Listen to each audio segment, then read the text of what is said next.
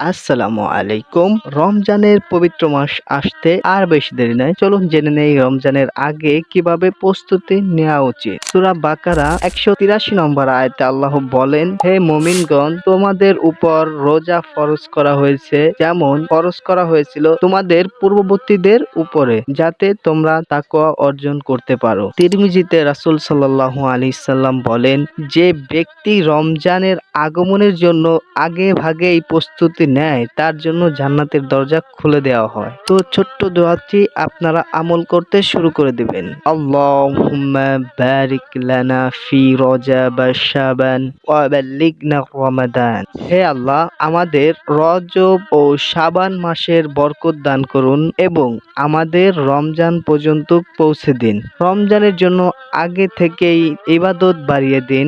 এই ভিডিওতে যদি উপকার মনে হয় তাহলে শেয়ার করুন